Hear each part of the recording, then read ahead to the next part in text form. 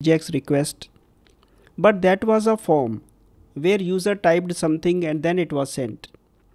But many times what happens is that you have to send a data directly without a form.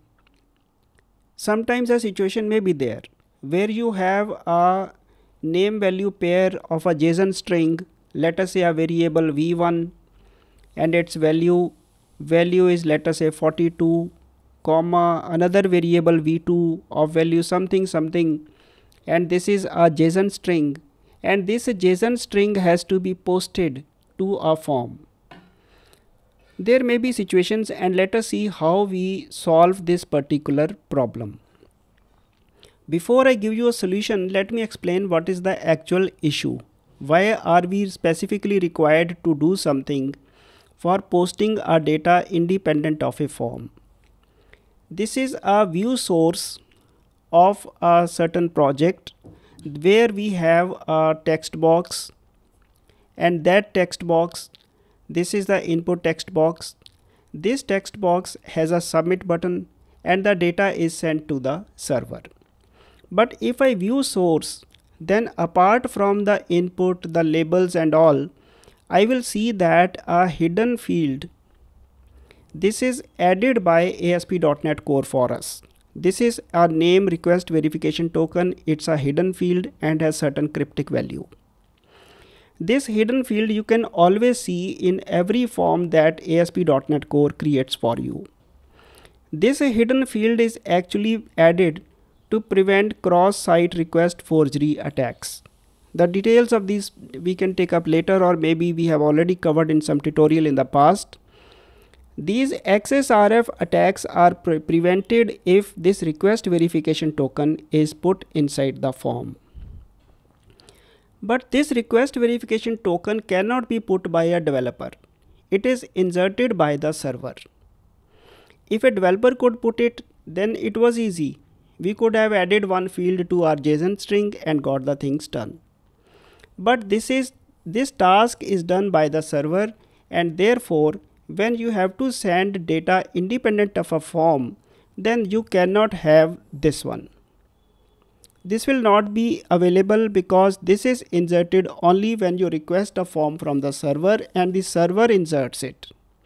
But when you have to send a string at your own level to the server, then this will not be available, and this is the topic, this is the basic problem why we have to do something special for posting our data independent of a form. So let me now discuss the theory behind it so that you understand how this is actually solved. If this is your Razor page, in the Razor page we have to artificially inject it. So how do we do it? If this is the Razor page, we will obtain an dependency injection of a special service. This special service is Microsoft.ASP.NET Core. This is one single ASP.NET Core .anti-forgery. This is an anti-forgery service that is available, Microsoft. And its instance, let us say I will call this instance as XSRF. This injection is required at the top of the page, and when I'll show you the project, you can see it yourself how it actually plays in practice.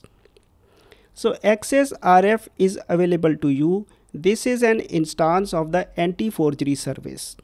We can use this instance to artificially inject that request verification token. But how do we do that? For that, let us say we will use this fetch API. This will send the request as I told you in the previous tutorial.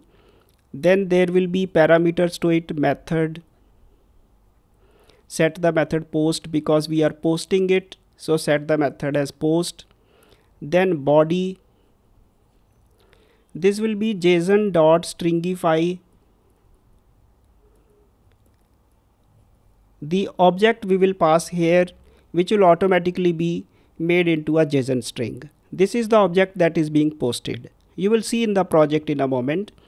But apart from this parameter and this parameter, we have to add a third parameter. We have to add a parameter to no, this is the first parameter where it goes. This is the second parameter of JSON type, which has a method property, a body property, and to this we will add one more property called, so this closes here, we will add one more property called headers. So it has three parameters: method, body, and headers. This headers should further have a property called request,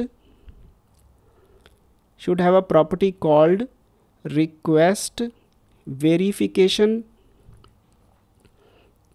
token, and its value should be, so you are seeing that it is further a complex object: method, body, and headers should have a property called request verification token, and this property is obtained from this accessRef.